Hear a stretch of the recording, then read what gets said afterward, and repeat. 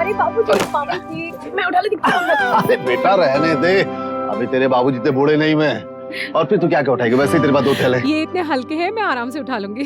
चल ना चल, अभी जाके सब्जियां भी लेनी है। अरे बाबूजी 1 मिनट, घर में सारी सब्जियां पड़ी हुई, कोई जरूरत ही नहीं सब्जी लेने की। अरे बेटा मुझे बैगन और हरे प्याज खरीदने हैं। सावित्री को मत बताना। क्या? शाम को मैं उसे बैगन का भरता बना के सरप्राइज देने वाला हूँ। बाबूजी आप भी। बाबूजी क्या हुआ? अच्छा फोन आ रहा है। हेलो,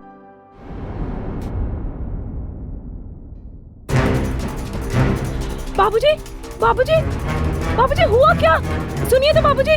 बाबूजी बाबूजी धीरे, आपकी तबीयत भी ठीक नहीं। बाबूजी बताइए ना क्या हुआ?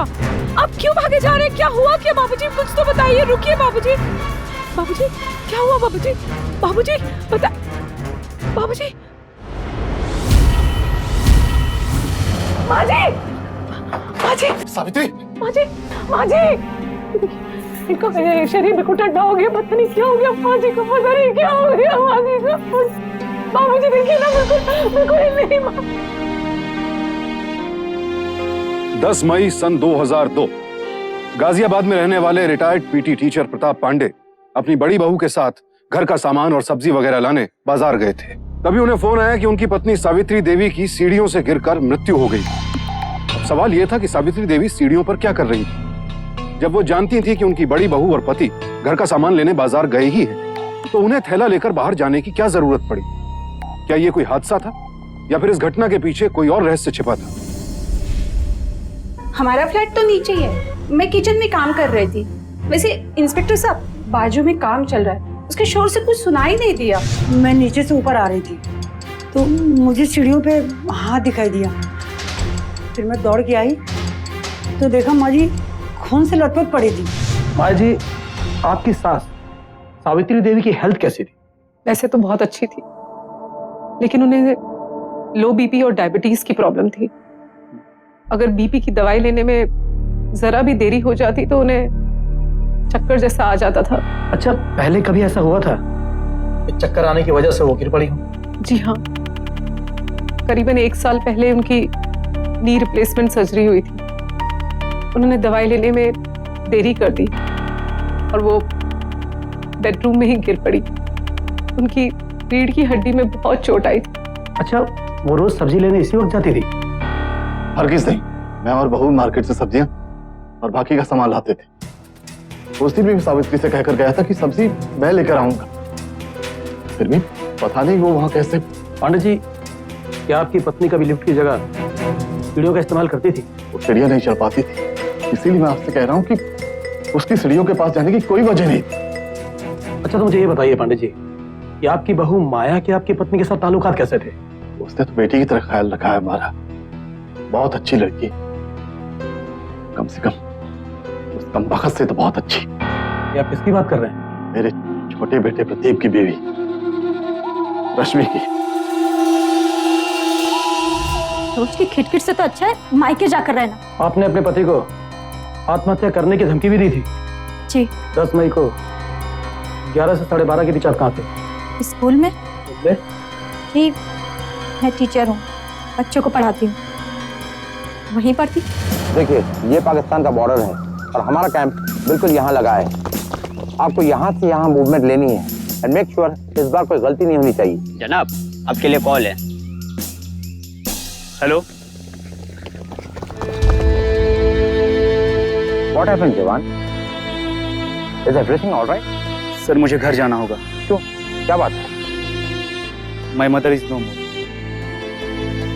पांडे जी, हमारा मानना है कि आपकी पत्नी ने उस दिन अपनी लो बीपी की दवा लेने में देर कर दी। वो नीचे कुछ लेने जाना चाह रही थी क्योंकि उनका थैला और बटुआ उनके पास मिला, क्योंकि उनके आसपास या उनके शरीर पर कोई भी ऐसा निशान नहीं मिला जिससे लगे कि उनके साथ जबरदस्ती की गई। शायद लिफ्ट तक पहुंचने से पहले उन्हें चक्कर आ गया और सीढ़ी से गिरने की वजह से उनकी मौत हो गई। तो आप ये कह रहे हैं कि वो एक एक्सीडेंट था? जी।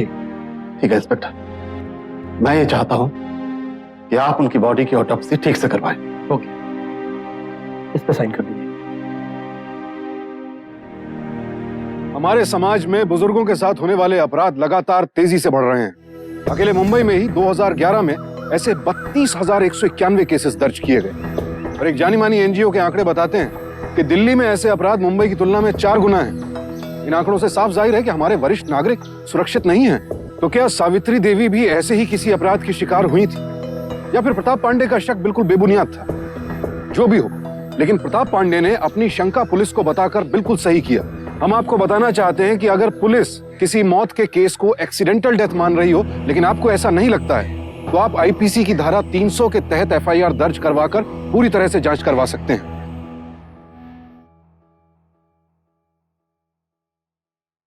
बाबूजी, बेटा, इच्छा नहीं है। आपने सुबह से कुछ भी नहीं खाया बाबूजी। कम से कम एक कप चाय ले लीजिए मेरी खातिर।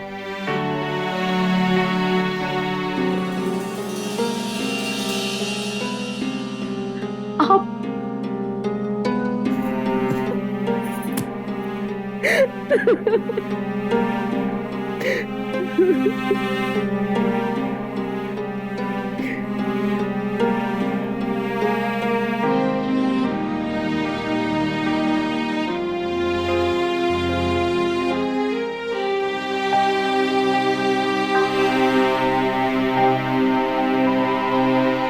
सर जी, इंस्पेक्टर चौधरी बोल रहा हूँ। जी, हमारा डाउट सही था। ऑटोप्सी की रिपोर्ट आ गई है। उस दिन आपकी पत्नी ने दवा नहीं ली थी। रिपोर्ट भिजवा दूंगा। क्या हुआ बाबूजी? कोई मेरी बात सुनने को तैयार नहीं है। वो कह रहे हैं कि उस सिर्फ एक एक्सीडेंट था। ऑटोप्सी रिपोर्ट आ चुकी, उसमें लिखा है कि उस दिन वो दवाई लेना भूल गई थी। बाबूजी, समझने की कोशिश कीजिए। ये अनहोनी हमारे साथ होनी थी तो हो गई। अब हमें हिम्मत रखनी पड़ेगी और हकीकत को मानना होगा। ऑटोप्सी रिपोर्ट आ गई, माँ दवाई लेना भूल गई होगी। ऐसा नहीं हो सकता जगताप। मन को शांत रखिए। और मैं कीर्तन सिंह से मिलने जा रहा हूँ। आया हूँ तो उससे भी मिलता चलूं। शायद मुझे आने में थोड़ी देरी हो जाएगी।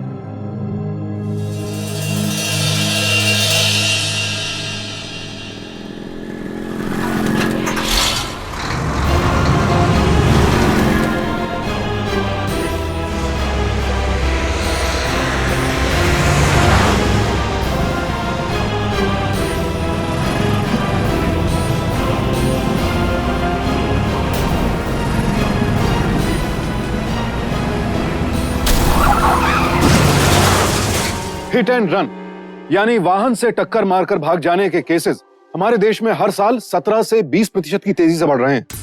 अभी तो प्रताप पांडे अपनी पत्नी की मौत के सदमे से नहीं उबर पाए थे कि अचानक बेटे की मौत की खबर ने उन्हें तोड़कर रख दिया। ये क्या हो रहा था उनके परिवार के साथ? क्या कोई उनके खिलाफ साजिश रच रहा था, या ये महज एक इत्तेफाक था?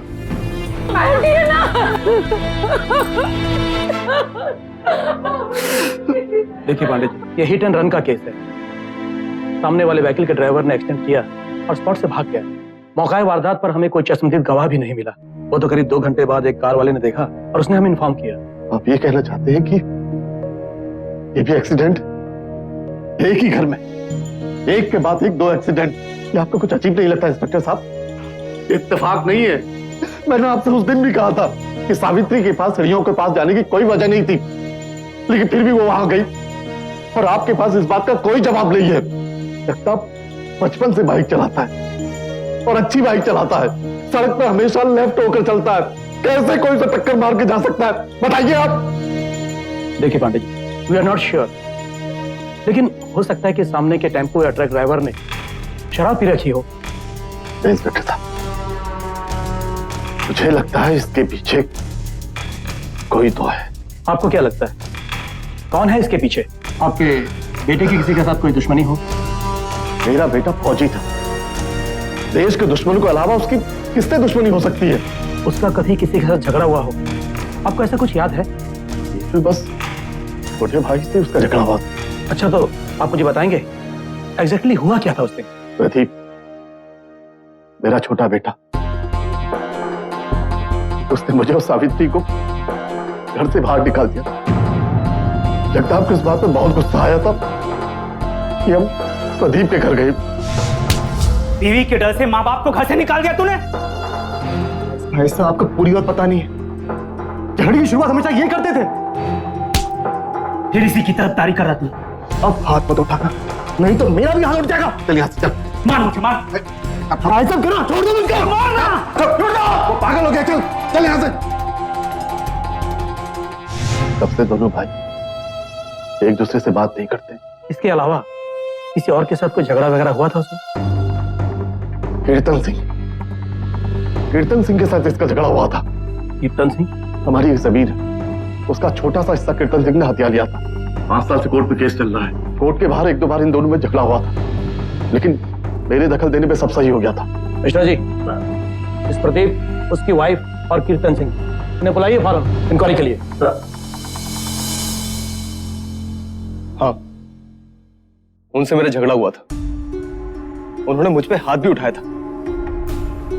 मैंने उनसे बातचीत करना बिल्कुल बंद कर दिया था, लेकिन मैं उनसे माफी मांगना चाहता था। जिस दिन उसका देहांत हुआ था उस दिन तुम कहाँ थे? मैं और मेरी वाइफ गुड़गांव गए थे। रश्मि के चाचा जी रहते हैं वहाँ। अगर आप चाहें तो उनसे पूछ सकते हैं। मेरे और मेरी सास के बीच में जो भी झगड़े होते थे, ऐसे झगड़े तो हर घर में होते हैं। इसका ये मतलब तो नहीं कि हमने उन्हें मार दिया। जगताप भैया की तो बहुत इज्जत करते थे, तो ऐसा सोच भी नहीं सकते। अब यकीन करिए हमारा, हमने किसी को नहीं मारा। देखिए सर, हमारा तो धंधा है जमीन की दलालियों का, और आप तो जानते ही हैं दुश्मन जड़ जमीन जोरू से ही बनते हैं। लेकिन इस मामले में हमको कुछ नहीं पता जी। भाभी जी का कब देहांत हुआ और जग्गी कब वापस आया, कब उसका एक्सीडेंट हुआ, ये आज ही हमें पता चला है। लेकिन जो भी हुआ सर, बहुत बुरा हुआ। ये सारे पेपर्स आगे पीछे क्यों हैं? मुझे सारे ऑर्डर में चाहिए। सारे पेपर बिल्कुल ऑर्डर पे चाहिए मुझे। सर, प्रदीप के कॉल लिस्ट से पता चला है कि जगताप के डेथ के 2 दिन पहले वो एक ट्रांसपोर्ट वाले से मिलने गया था। ट्रांसपोर्ट वाले को मिलने गया था? इसका मतलब उसने किसी ट्रक वाले को पैसे दिए ये एक्सीडेंट करवाने के लिए। और उसका एड्रेस निकालो। सर, इंस्पेक्टर साहब, मुझे मेटल के पाइप बेचने के लिए ट्रक चाहिए था, इसलिए वहां पे गया था। मैंने को पहले ही बताया, मैं अपने भाई साहब से बहुत प्यार करता था। मैं तो उनसे माफी मांगना चाहता था। मेरा यकीन कीजिए, मैं सच कह रहा हूँ। क्या है साहब जी, मेरा तो डीलिंग पुराने कस्टमरों से ही होता है। इसको मैं पहली बार ही मिला था। अपना माल भिजवाने के अलावा इसने कोई और बात की थी? जैसे कि किसी खाली ड्राइवर के बारे में पूछा हो, या फिर किसी ट्रक या टेम्पो के बारे में? नहीं साहब। देखिए सर जी, हमने सब क्रॉस चेक कर लिया है। उस ट्रांसपोर्ट वाले के सारे ट्रक उस दिन किसी दूसरे एरिया में थे। लेकिन ऐसा भी तो हो सकता है ना कि उसने कोई दूसरा ट्रक किराए पे लिया हो। देखिए, हमने सब रिकॉर्ड चेक किए, सारे कॉल रिकॉर्ड चेक किए, ऐसा कुछ भी नहीं है। आपने कीर्तन सिंह से बात की? हो सकता है उसने किसी दूसरे ट्रांसपोर्ट वाले को फोन किया हो। हमने उसके भी कॉल रिकॉर्ड चेक किए हैं। ऐसा भी तो हो सकता है ना कि उसके आदमी ने फोन किया हो, या फिर। देखिए सर जी, ये दोनों मौत एक्सीडेंट है या मर्डर, इसकी छानबीन चल रही है। फिर भी मेरी माने तो मिस्टर प्रताप, आपको वहम हो रहा है। आपको माँ जी और अपने बेटे की मौत का सदमा लगा है। आई एम सॉरी सर, आपको दुख हो रहा होगा, लेकिन सच्चाई यही है।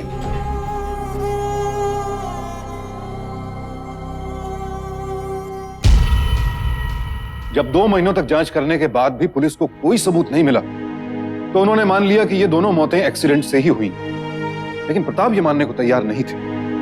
उनके सामने अब भी कई सवाल थे जो उन्हें सता रहे थे कि आखिर बिना वजह सावित्री घर से बाहर क्यों निकली थी, और वो अपनी दवाई खाना कैसे भूल गई, और इस रहस्यमय ढंग से जगताप का एक्सीडेंट कैसे हुआ। प्रताप का दिल ये मानने को हरगिज तैयार नहीं था कि ये सारी बातें इत्तफाकन हुई थी। माया, बाबूजी कैसे हैं? उनकी तबीयत कैसी है अभी? बाबूजी बिल्कुल ठीक नहीं है। ना तो वो ठीक से खाते हैं, ना तो वो ठीक से सोते हैं। बाबूजी, बाबूजी, बाबूजी, इस वक्त आप कहाँ जा रहे हैं? थोड़ा पुलिस स्टेशन हो गया था। बाबूजी, आप थोड़ा आराम कर लीजिए। इतना तनाव लेने की क्या जरूरत है? यहाँ मेरी बीवी और बेटी की हत्या हो गई है, और आप मुझसे आराम करने के लिए कह रही हैं। मैं सच्चाई का पता लगा के रहूंगा। ये एक एक्सीडेंट को भी हत्या मानते हैं। मेरी मानो तो तुम किसी अच्छे साइकियाट्रिस्ट के पास लेके जाओ। मैं सब कोशिश कर चुकी। पिछले 3 महीने से वो लगातार हर रोज सिर्फ पुलिस स्टेशन जाते हैं और कहीं भी। चेक करता हूँ मैं। राशन कार्ड जरूर नहीं लाएगा, और ओरिजिनल लेके आना। ठीक है। रामकिशन तुम्हारे पिताजी है ना, उनकी भी जरूरत पड़ेगी। पेपर सब ठीक है तुम्हारे? मिश्रा जी, साहब अभी बिजी हैं, अब आप बैठिए, हम आते हैं। मैं बहुत देर से। ठीक है, बाद में साइन करता हूँ। हेलो। हाँ, नहीं कुछ खास काम नहीं है। हाँ, टाइम पे आ जाऊंगा, डोंट वरी। ठीक है, बाय। इंस्पेक्टर साहब, अभी नहीं पांडे जी, अभी बहुत बिजी हूं मैं। कल आऊं, परसों आऊं, या एक हफ्ते बाद आऊं, या घर में कोई मर जाए तब आऊं मैं? क्यों कर रहे हैं आप लोग मेरे साथ ऐसा? बोलिए, आप लोगों का सबका रवैया बदल गया है। आप मुझसे आंख से आंख मिला के बात नहीं कर रहे। क्यों कर रहे हैं आप ऐसा? बोलिए। बहुत हो गया। एक बात कान खोल कर सुन लो, तुम्हारी बीवी और तुम्हारे बेटे की मौत एक्सीडेंट की वजह से हुई थी। मिश्रा जी, सर, चाचा जी को बाहर तक छोड़कर आओ। चलिए सर, अब आइए। आइए सर, आप आइए। आइए सर।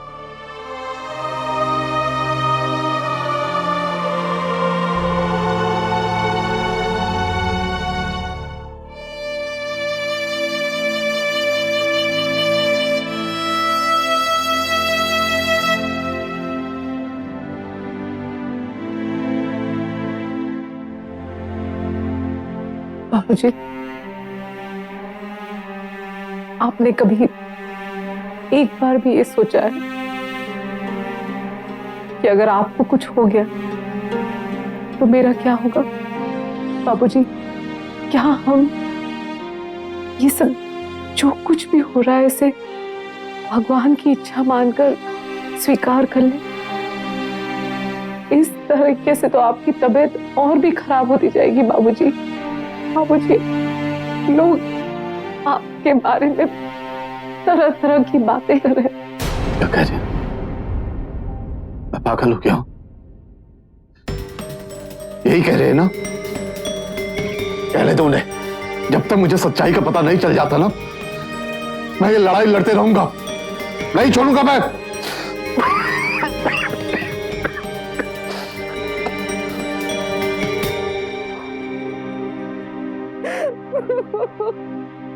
तीन महीने हो गए अंकल जी, आपका केस काफी पुराना हो गया।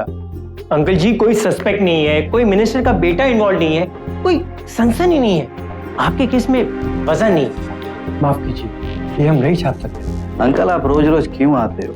मैंने आपसे कितनी बार कहा कि हम आपकी स्टोरी कवर नहीं कर सकते। आपकी स्टोरी में दम ही नहीं है। स्टोरी नहीं है ये, नहीं है स्टोरी।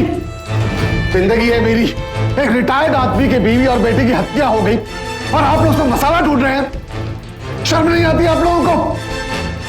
मेरा बेटा फौजी था, सारी जिंदगी उसने देश की रक्षा के लिए लगा दी, तब कहीं जाकर आप लोग अपने इस एसी रूम में बैठ पाते हैं। मेरी बात लोगों तक पहुंचाना आपका फर्ज है। फर्ज, ड्यूटी समझ में आती है आप लोगों के? या मसाला कूटते चाटते वो भी भूल गए आप लोग?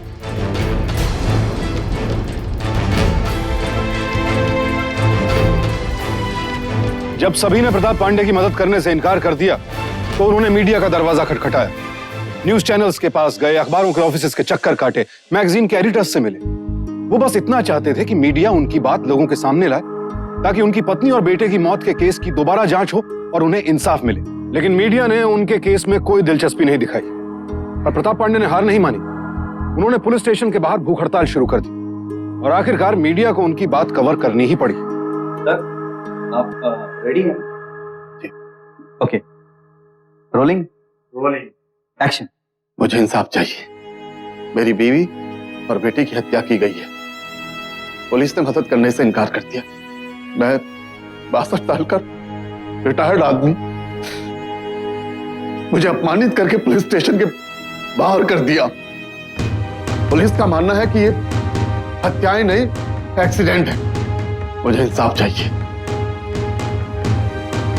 और जब तक मुझे इंसाफ नहीं मिल जाता मैं लड़ता रहूंगा।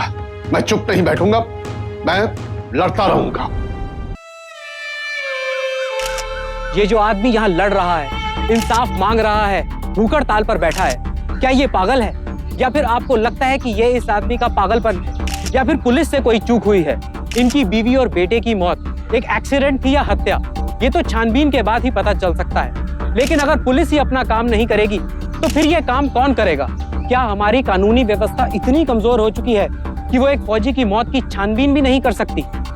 प्रताप जी ने जो किया वो धैर्य और दृढ़ निश्चय की एक मिसाल है। इससे हम सबको एक सीख मिलती है कि इंसान चाहे अकेला क्यों ना हो और मुसीबतें कितनी भी बड़ी हों, अगर वो ठान ले तो कुछ भी कर सकता है।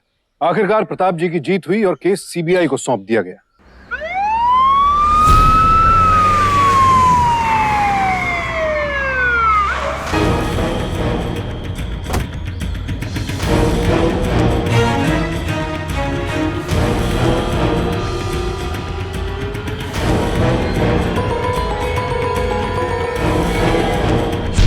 हाय, आई एम सीबीआई ऑफिसर के गोयल और ये मिसेस साहनी मेरे असिस्टेंट। अच्छा ये बताइए कि आपको ऐसा क्यों लगता है कि आपकी बीवी का कत्ल हुआ है? घर के बाहर जाने की उसके पास कोई वजह नहीं थी और वो बिना वजह बाहर जाए ऐसी औरत नहीं थी।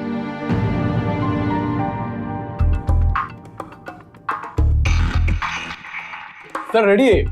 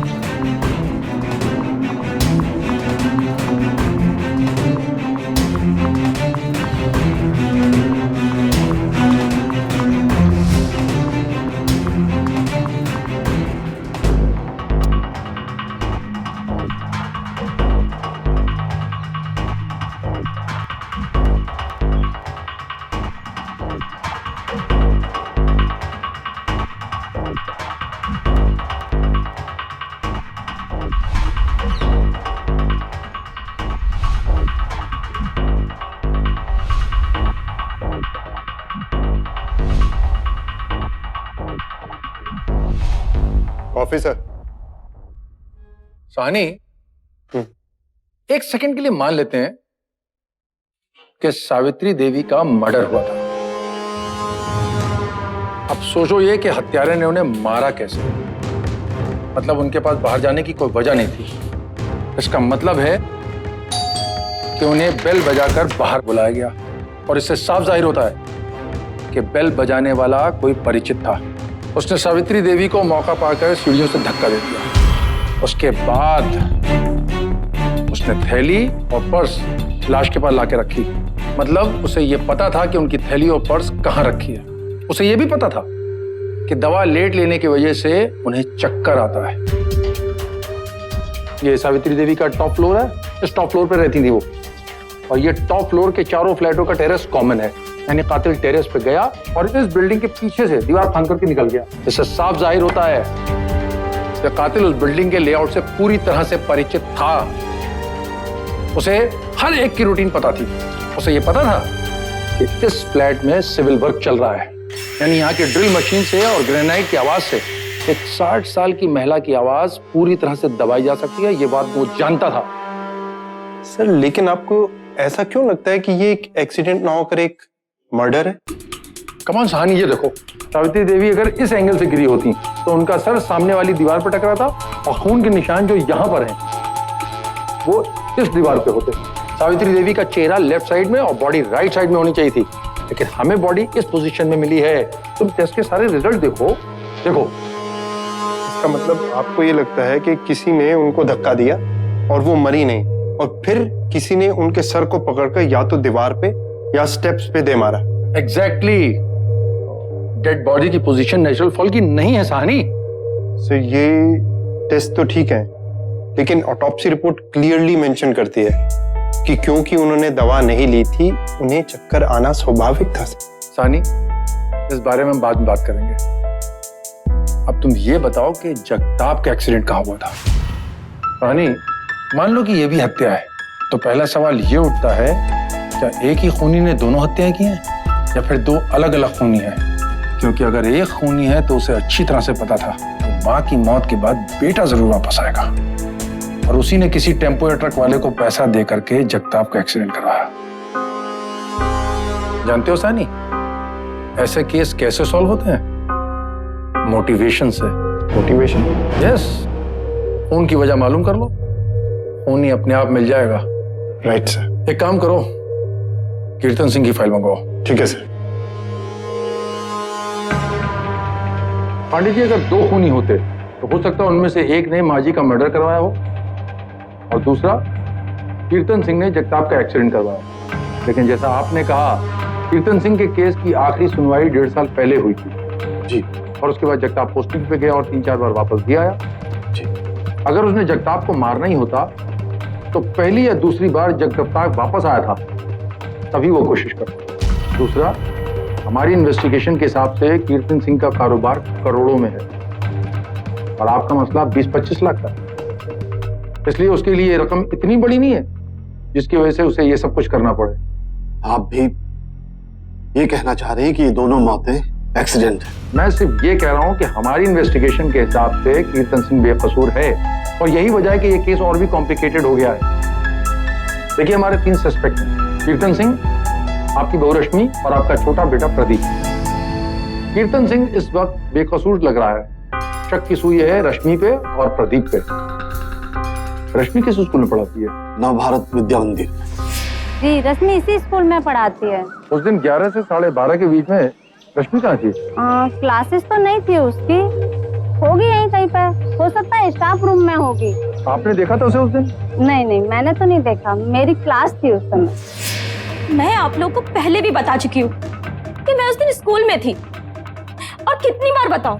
वो तो हम भी जानते हैं, लेकिन 11 से 12:30 के बीच में आपकी कोई क्लास नहीं थी। आपके किसी कलीग ने, आपके किसी स्टूडेंट ने उस दौरान आपको वहां नहीं देखा। क्यों? तुम्हारी सास के साथ झगड़ा था, फिर भी पिछले 2 महीने में 4 बार, तकरीबन 4 बार तुम किसी ना किसी बहाने से जगताप के घर में गई। क्यों? उनको मारने का प्लान बना रही थी तुम। सब क्या बकवास है? आप लोग हम पर ही क्यों शक कर रहे हैं? जो सब पता है, सब उस जायन की वजह से हो रहा है। उसने ही बाबूजी को अपने काबू में कर रखा है और हमारे खिलाफ उनके कान भरती रहती है।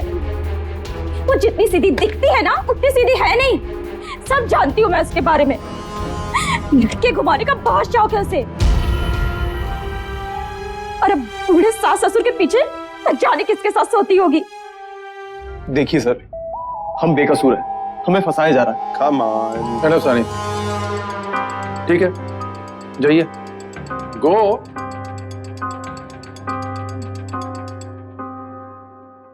एक मिनट,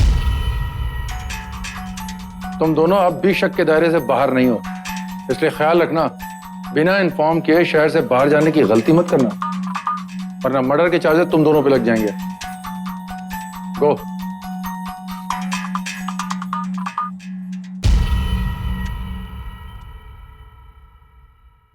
सानिया, में माया का बैकग्राउंड चेक करना पड़ेगा। तो मोनिका जी, आप और माया एक ही कॉलेज में थी? जी, हम कॉलेज टाइम में काफी अच्छे दोस्त रह चुके हैं, लेकिन आप ये सब बस ऐसे ही रूटीन इन्वेस्टिगेशन। अच्छा, कुछ और बताइए उनके बारे में। माया एक लोअर मिडिल क्लास फैमिली से बिलोंग करती थी, शायद इसीलिए उसे सब कुछ चाहिए था। वो दोस्ती भी अमीर लड़कों के साथ करती थी जो उसे काफी महंगे गिफ्ट देते थे। उस पर महंगे से महंगी चीजें लेने का जुनून सवार था। क्यों? उसका कोई स्टडी बॉयफ्रेंड नहीं था? नहीं सर, वो तो काफी लड़कों के साथ घूमती थी। अच्छा मोनिका जी, मैं अगर ये कहूं कि माया शादी के बाद एक आदर्श घरेलू भारतीय बहू है, अपने सास ससुर की सेवा करती है, तो मैं ये कहूंगी कि आप झूठ बोल रहे हैं। केके को माया के बारे में कुछ अजीब बातें पता चली। माया दिखने में एक बेहद सुशील और घरेलू बहू थी, लेकिन उसकी कॉलेज की दोस्त मोनिका के अनुसार उसके अतीत की छवि इससे बिल्कुल अलग थी। सच क्या था? वो कहते हैं ना, कभी कभी सच्चाई कल्पना से भी परे होती है। सर, ये माया के लास्ट 6 months के टेलीफोन रिकॉर्ड्स। थैंक यू सानी, यू मे लीव। करेक्ट।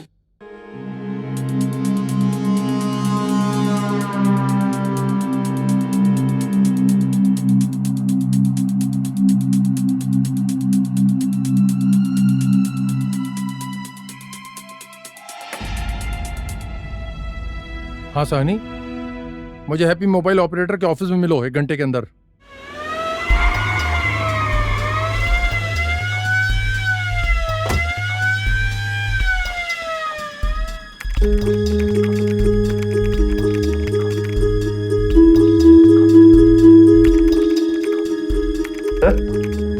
आपने मुझे यहाँ किस लिए बुलाया? अभी पता चल जाएगा। मिल गया सर। ये सिम कार्ड तो किसी लॉन्ग लाइफ इंश्योरेंस कंपनी को दिया गया था। इंश्योरेंस कंपनी को? हाँ सर, उनसे बल्क में डील होती है और फिर वो ये कार्ड अपने सेल्स एजेंट्स को देते हैं और आपको वहीं से सेल्स एजेंट्स का नाम पता चल जाएगा। लेकिन ये नंबर किसका है? सानी, यही तो पता लगाना है।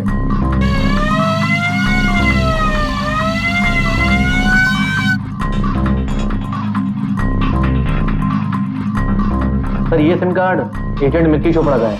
Yes, that's it. सानी, मिक्की चोपड़ा के सेल्स मैनेजर से मिलके उसके उन 2 दिनों का शेड्यूल निकलवाओ। पता तो चले कि उन 2 दिनों में कहाँ था, क्या कर रहा था, किससे मिला। लेकिन सर, आप इतने यकीन के साथ कैसे कह सकते हो कि एक घरेलू भोली भाली बहू माया का फिर विकी के साथ है? ओह कम ऑन सानी, ये देखो, ये देखो, पिछले 2 महीने में 200 घंटे से भी ज्यादा बातचीत हुई है। और सबसे ज्यादा हैरानी की बात यह है कि ये सारी कॉलें लेट नाइट हैं। मतलब जब सास ससुर सो जाते थे तब बातचीत होती थी। कौन सी पॉलिसी 200 घंटे में बेची जाती है? मतलब साफ है कि माया ने उस लड़के के प्यार के चक्कर में अपनी सास का कत्ल किया है। This is simply a crime of passion. बहरहाल अब हमारी पुरानी तरकीब आजमाने का वक्त आ गया है। तुम रश्मि और प्रदीप के घर जाओ, मैं पांडे जी के घर जाता हूँ, ठीक है? और हाँ, और तुम्हें पता है ना सानी क्या करना है? Yes sir. अब कातिल बहुत ही जल्दी पकड़ा जाएगा। एक गवाह मिला जिसने ट्रक को टक्कर मारते हुए देखा और उसने नंबर भी नोट कर लिया है।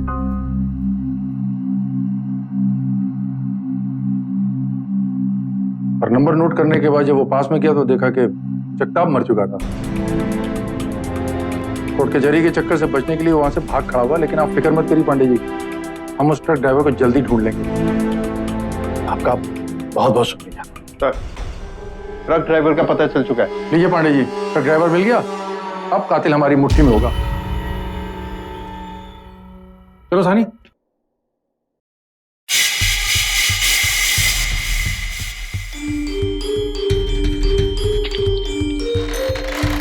बाबूजी, मैं जरा मिसेस मेहता के यहाँ आती हूँ।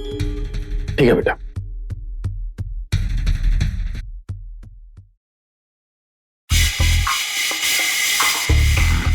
फिर ये अपने घर से बाहर निकली, ये तो बाजू की डोरबेल बजा रही। ये तो मिक्की निकला बाहर। ये तो ऊपर जा रही है केली। हाँ जी, मिक्की भी ऊपर गया।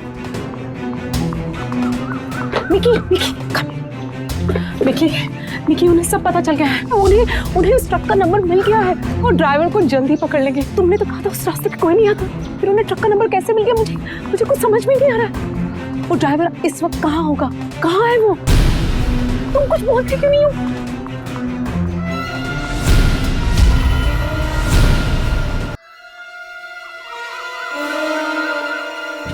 चलें? एक्सक्यूज मी, क्या प्रॉब्लम क्या है? कोई प्रॉब्लम नहीं मैडम, चलिए हम अपने आप चले आप हमारे साथ चलिए, लेके चलो इन्हें। चलो एक बात तो कीजिए। बात करते नीचे चल के। चलिए मैडम। ऊपर क्या कर रहे थे तुम लोग? मैं तो सिर्फ खुली हवा में टहलने गई थी। और क्या? तुमने तो मुझसे कहा था कि तुम मिसेस मेहता से मिलने जा रही हो। बाबूजी, और तुम भी ऊपर खुली हवा में टहलने गए थे? Yes sir. बहुत घूम लिए तुम लोग खुली हवा में। अब पुलिस स्टेशन की हवा खाने से पहले सब कुछ सच बता दो। देखिए मैं बिल्कुल सच बता रही हूँ। आपको क्या लगता है कि हमारा कोई अफेयर चल रहा है? अफेयर? मैंने अफेयर की बात नहीं की। 1 मिनट, अगर हम दोनों का कोई अफेयर भी चल रहा होता तो मैं अपनी सास को क्यों मारती? आप सोचिए ना इस बारे में। माया जी, आपने अपनी सास का खून अफेयर की वजह से नहीं, पैसों की वजह से किया है। देखो इन्हें, देखिए पांडे जी, ये है आपकी बीवी और जगताप की इंश्योरेंस पॉलिसी जो इसने इससे बनवाई थी। और इन पॉलिसीज की बेनिफिशियरी ये हैं। कुल मिलाकर इन्हें 1 करोड़ रुपए मिलने हैं।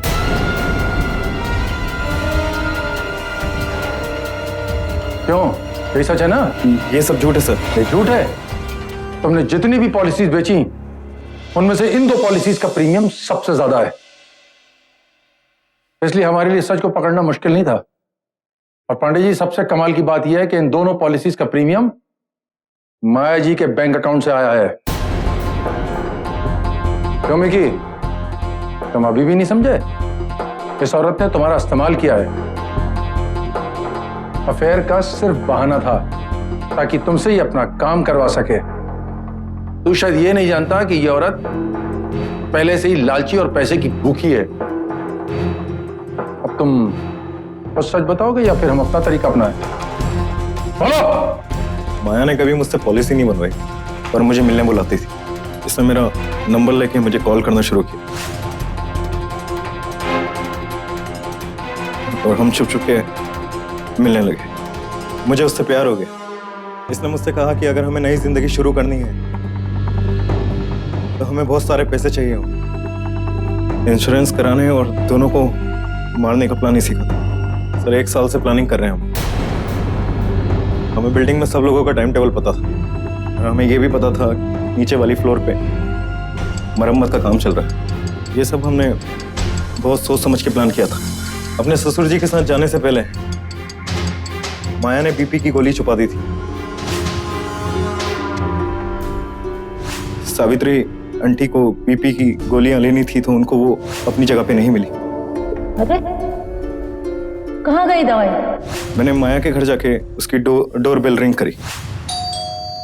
जब सावित्री आंटी बाहर आई तो मैंने उनसे कहा कि उनका कुछ सामान सीढ़ियों पे गिरा पड़ा।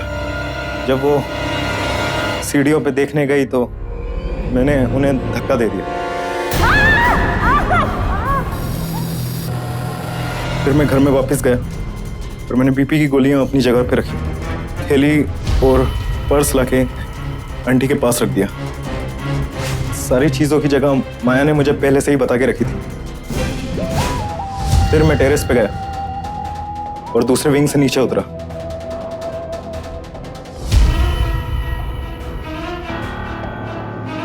बाउंड्री वॉल कूद के दूसरी तरफ गया। वहां सामने मेरी बाइक खड़ी थी। उसे लेकर मैं एक क्लाइंट से मिलने चली गई। अपनी माँ की मौत के बाद जगताप वापस आया हुआ था। एक दिन वो घर से काम से बाहर गया था। उसके वापस आने का एग्जैक्ट टाइम माया ने मुझे पहले से बता के रखा था। मैंने ट्रक वाले को पैसे देके उसका एक्सीडेंट करवा दिया।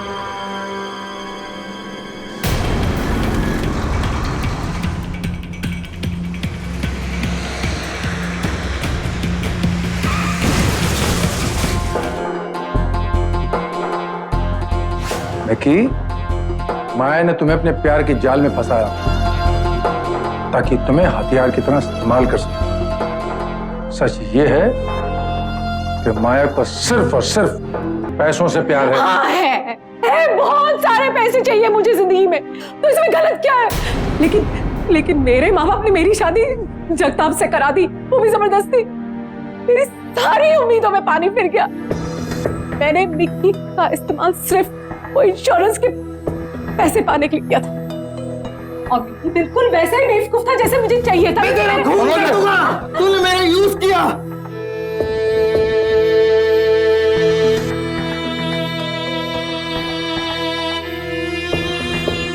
मैंने तुझे अपनी बेटी माना और तुमने मेरा रिश्तों से, इंसानियत से भरोसा उठ गया। ये दुनिया रहने लायक नहीं। ये दुनिया रहने लायक नहीं है। भेजो इन दोनों को।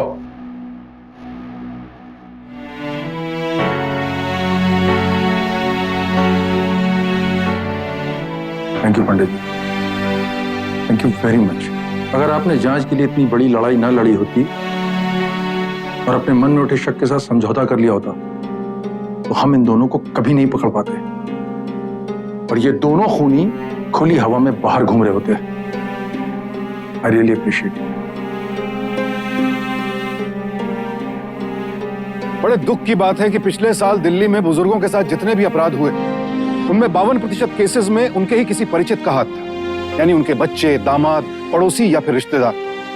प्रताप पांडे और उनकी पत्नी सावित्री देवी ने अपनी बहू माया को हमेशा अपनी बेटी की तरह समझा और उसी ने उनके साथ विश्वासघात किया और अपने पति और सास की हत्या करवा दी। माया एक शादीशुदा औरत थी, फिर भी मिक्की उसके प्यार में पागल था और इसी बात का फायदा उठाते हुए माया ने उससे ये घिनौने अपराध करवाए। सन 2011 में दिल्ली और एनसीआर में जितने मर्डर केसेस रजिस्टर हुए उनमें से 33% क्राइम्स ऑफ पैशन थे, यानी भावावेश में आकर की गई ऐसी हत्याएं जिनकी जड़ में कोई ना कोई प्रेम प्रसंग हो। और इस तरह के अपराध हर जगह लगातार बढ़ते जा रहे हैं। अपराध का रास्ता अपनाकर कभी किसी को खुशी नहीं मिली है। जब नींव ही गलत हो तो इमारत कभी ठीक नहीं बन सकती। लोभ और लालच में आकर अपने रिश्तों को भूल जाने वाले लोगों का अंजाम ठीक वैसा ही होता है जैसा माया का हुआ। माया के पास सब कुछ था, एक प्यार करने वाला पति, माँ बाप की तरह उसकी देखभाल करने वाले सास ससुर, लेकिन उसने सबके साथ विश्वासघात करते हुए अपने जीवन को तबाह कर लिया। वो जीवन जो हमेशा हरा भरा और खुशहाल रह सकता था। अब मुझे सुशांत सिंह को इजाजत दीजिए। कल आपसे फिर मुलाकात होगी एक और सत्य घटना के साथ। सावधान इंडिया, इंडिया फाइट्स बैक।